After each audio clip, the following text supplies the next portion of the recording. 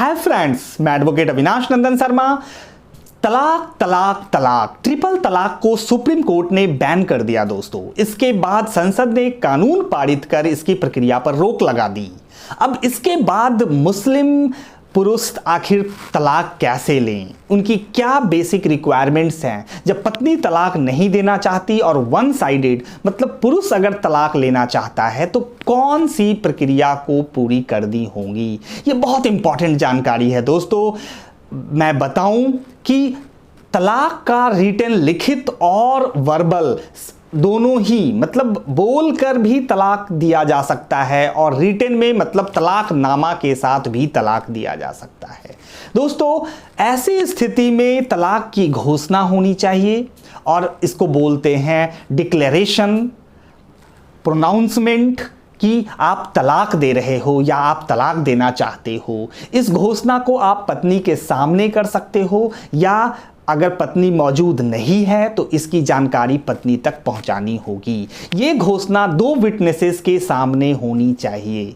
वो दो विटनेसेस इसके गवाह बनेंगे कि आपने तलाक की घोषणा की है, इसको प्रोनाउंस किया है।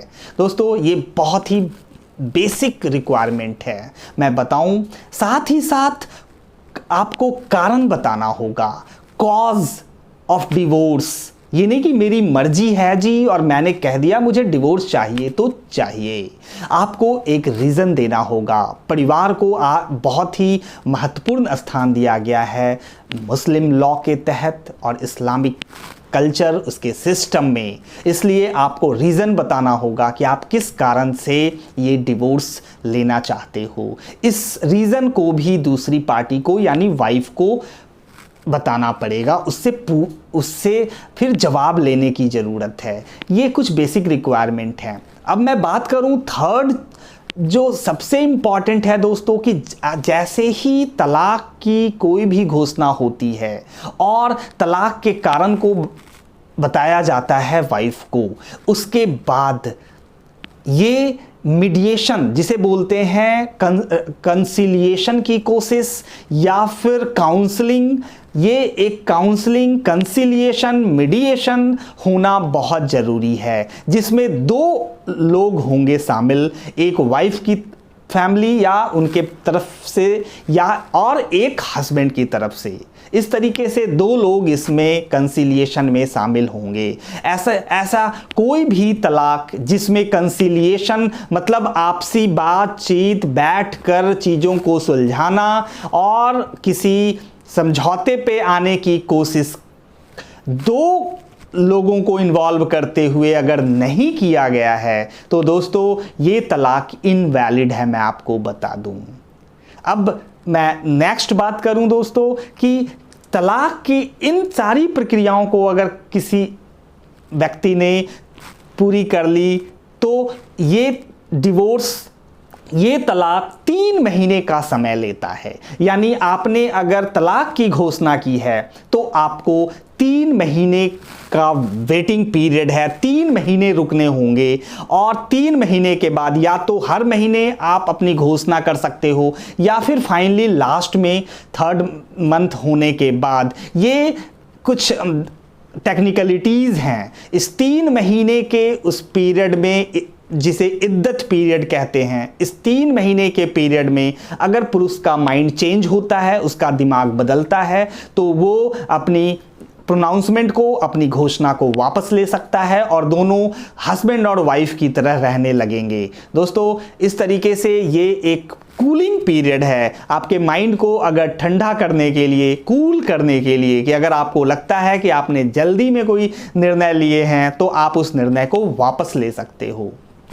अब मैं बात करूं दोस्तों कि अगर इस पीरियड के कंप्लीट होने के बाद भी ऐसी कोई वापसी नहीं होती तो ये इन प्रक्रियाओं को इसमें सम्मिलित कर इस डिवोर्स को कंप्लीट किया जा सकता है। तलाक कंप्लीट यानी पूरा माना जाएगा। दोस्तों अब बात आती है कि ये तो है पुरुष के लिए रूल कि वो अपनी पत्नी को, अपनी बीबी को, अपनी बेगम को इस तरीके से तलाक दे सकता है इन प्रक्रियाओं को फॉलो करते हुए, और इसमें कोर्ट का इंटरवेंशन नहीं है दोस्तों। कोर्ट में जाने की ज़रूरत नहीं है, किसी एप्लीकेशन को फाइल करने की ज़रूरत नहीं है, मैं आपको बता दूं। और साथ ही साथ इवन इस डिवोर्स की इस प्रक्रिया को पूरा करने के लिए काजी की भी ज़रूरत नहीं है और किसी सर्टिफिकेट की ज़रूरत भी नहीं है। हाँ, अगर काजी इन्वॉल्व होते हैं, इसमें सम्मिलित होते हैं और किसी तरीके का मतलब कोई तलाकनामा बनाया जाता है, तो ये एक सपोर्टिव डॉक्यूमेंट्स है जो इसको और सपोर्ट करता है। लेकिन इस डॉक्यूमेंट्स के बाद भी अगर कभी कोई विवाद होता है तो आपकी इन प्रक्रियाओं को, जिन प्रावधानों की मैंने बात की, अगर वो पूरी नहीं की गई हैं तो ये डिवोर्स, ये तलाक वैलिड नहीं होगा दोस्तों। सुप्रीम कोर्ट ने बड़े साफ शब्दों में बोला हुआ है। और काजीज एक्ट है 1880 का, वो अंग्रेजों के ज़माने का एक्ट है, जो काजी को अगर ऐसे किसी भी चीज़ में सम्मिलित होने का वहाँ रिवाज है और उनकी सहमति है या उनका सर्टिफिकेट ऐड होता है तो वो एक प्लस पॉइंट है। लेकिन ये मैंडेटरी मतलब बिल्कुल ही ज़रूरी नहीं है कि काजी और तलाक जो है वो तलाक नामे पे ही हो। मैं बता दूं आपको दोस्तों। अब नेक्स्ट मैं बात करूं कि अगर वाइफ तलाक लेना चाहती है तो जैसे शादी के वक्त यानी निकाह के वक्त जो निकाहनामा बनता है उसमें अगर कोई क्लॉज है, उसमें अगर कहीं कोई कॉन्ट्रैक्ट बना है कि वाइफ भी तलाक, अगर ऐसी कोई परिस्थिति होती है तो वाइफ तलाक ले सकती है, तो उस कॉन्ट्रैक्ट के बेसिस पे महिला यानी पत्नी तलाक ले सकती है दोस्तों। और अगर ऐसा कोई उसमें कॉन्ट्रैक्ट नहीं है तो पत्नी को कानून की प्रक्रिया में जाना होगा।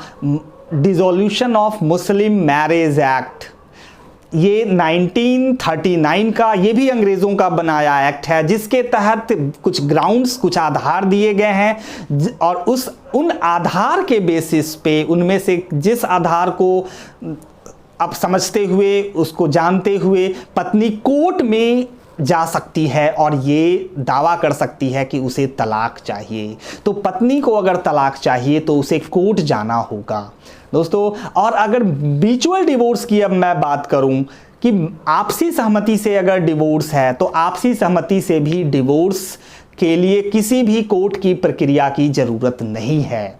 मुस्लिम लॉ के तहत काजी के निकाहनामा या फिर उसके बिना भी डिवोर्स हो सकता है। ये बहुत ही इम्पॉर्टेंट जानकारी है दोस्तों, जिसे जानने की ज़रूरत है और इस प्रक्रिया को फॉलो कर तलाक दिया जा सकता है और कोर्ट में किसी भी एप्लीकेशन को लगाने, जैसा कि हिंदू मैरिज एक्ट के तहत है, उसकी ज़रूरत नहीं है। मुस्लिम पुरुष के लिए, वाइफ के लिए, पत्नी के लिए, बीबी के लिए ये प्रावधान है कि वो कोर्ट में जा सकती है। तो ये कुछ महत्वपूर्ण और इम्पॉर्टेंट जानकारी थी और इस जानकारी का जो बेस है, जो इस प्रक्रिया को, जिस आप पूछोगे कि कौन सा कानून स्थापित कर रहा है, तो मैं आपको दो ऐसे महत्वपूर्ण जजमेंट को बता दूं दोस्तों।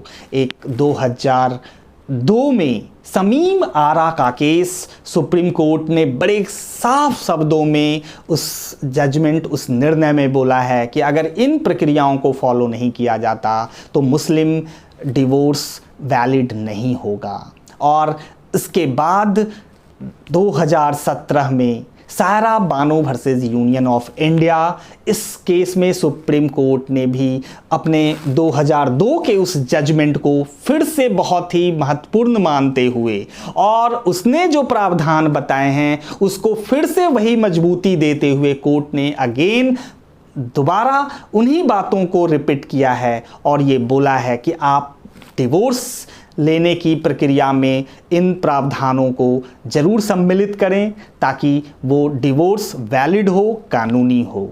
तो इस जानकारी को मैंने आप तक पहुंचाने की कोशिश की है दोस्तों। Bye bye.